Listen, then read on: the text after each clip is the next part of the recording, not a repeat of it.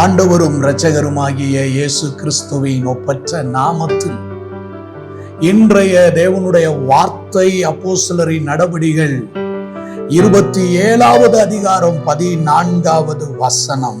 கொஞ்ச நேரத்துக்குள்ளே யூரோக்லாந்தோன் என்னும் கடும் காற்று அதிலே மோதிற்று. நம்முடைய தேசத்திலே இயற்கை சீற்றங்கள் ஏற்படுவதற்கு சில நாட்களுக்கு முன்னதாகவே வானிலை ஆராய்ச்சி மையத்திலிருந்து ஒரு அறிவிப்பை வெளியிடுவார்கள். இந்த குறிப்பிட்ட பகுதியிலே இத்தனை கிலோமீட்டர் வேகத்தில் புயல் மையம் கொண்டிருக்கிறது, இத்தனை கிலோமீட்டர் வேகத்திலே காற்று அடிக்கும்,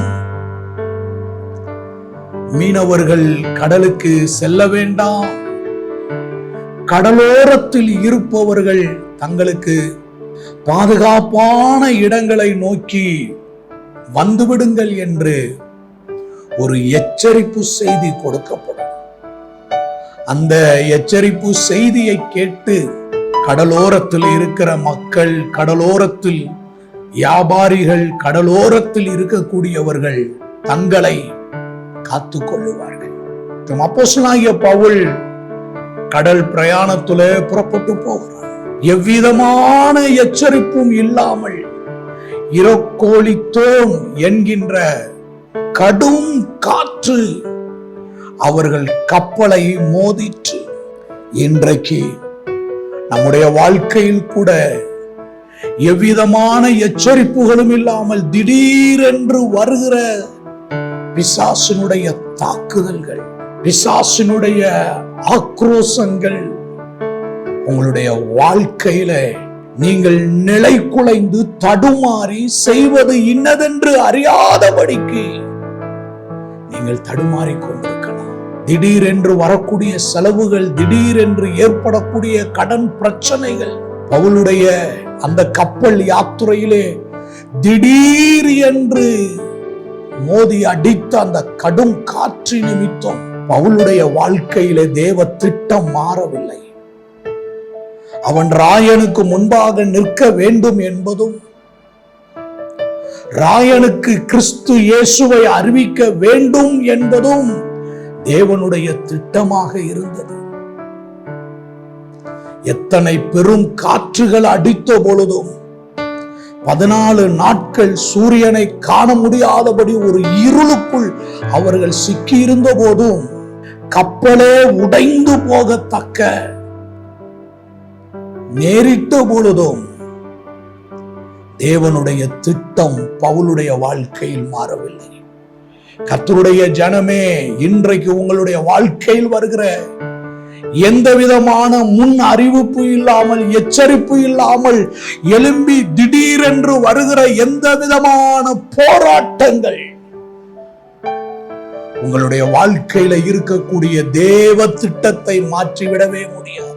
திடீரென்று உங்கள் வாழ்க்கையில் வருகிற இழப்புகள் ஆண்டவர் உங்கள் மேல் வைத்திருக்கிற திட்டத்தை உடைத்து போடவே முடியாது.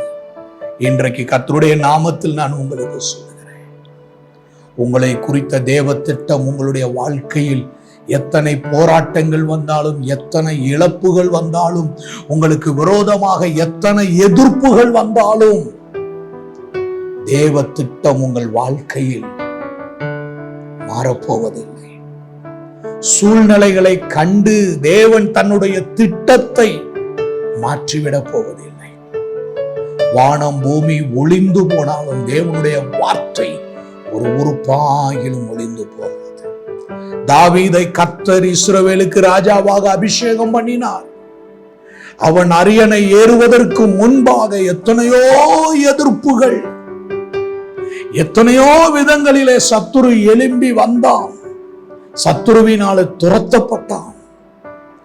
ஆனாலும் கூட அவனுடைய வாழ்க்கையிலே தேவன் வைத்திருந்த அந்த தேவ திட்டமானது அவனுடைய வாழ்க்கையில் மாறவில்லை. இன்று உங்களுடைய வாழ்க்கை எழும்பி வருகிற புயலால், கொந்தளிக்கிற பெரும் காற்றால், சத்துருவின் தாக்குதல்களினால் உங்கள் வாழ்க்கையிலே தேவ திட்டமானது ஒருபோதும் முடிவு பெறாது. பலன் கொள்ளுங்கள், திடன் கொள்ளுங்கள், ஆண்டவரை பற்றி கொள்ளுங்கள். எனக்கு குறித்திருக்கிறதை அவர் நிறைவேற்றுவார், இன்னும் அநேகம் அவரிடத்தில் உண்டு என்று சொல்லப்பட்ட வார்த்தையின்படி உங்களை குறித்ததான காரியங்களை தேவன் செய்தே முடிப்பார். உங்களை குறித்ததான காரியங்களை நிறைவேற்றியே தீருவார். ஆண்டவருடைய கரத்தில் நம்மை ஒப்பு கொடுத்து ஜெபிப்போம். அன்பின் நல்ல ஆண்டவரே, இன்று எங்கள் வாழ்க்கையில் மோதி அடிக்கிற பெரும் வெள்ளங்களோ பெரும் காற்றுகளோ எங்கள் மேல் ஆண்டவரே நீர் வைத்திருக்கிற திட்டத்தையும் நோக்கத்தையும் தீர்க்க தரிசனங்களையும் எங்கள் வாழ்வில் எழும்பி வருகிற பிரச்சனைகளை கண்டு நீர் மாற்றிக் கொள்ளப் போவதில்லை. இயேசு கிறிஸ்து நேற்றும் இன்றும் என்றும் மாறாதவர் என்ற வார்த்தையின்படி தேவன் அழைத்த அழைப்பும் அவருடைய கிருபா வரங்களும் மாறாதவைகள் என்ற வார்த்தையின்படி எங்களை தேவன் நேர்த்தியாய் நடத்துகிறதற்காய் ஸ்தோத்திரம். எங்கள் மேல் தேவ திட்டங்கள் அத்தனையும் பலிப்பதற்காய் நிறைவேறுவதற்காய் ஸ்தோத்திரம். உடைய கரத்தில் ஒப்பு கொடுக்கிறோம் இயேசுவின் நாமத்தில் பிதாவே, ஆமென். கர்த்தர் நம்மை ஆசீர்வதிப்பார்.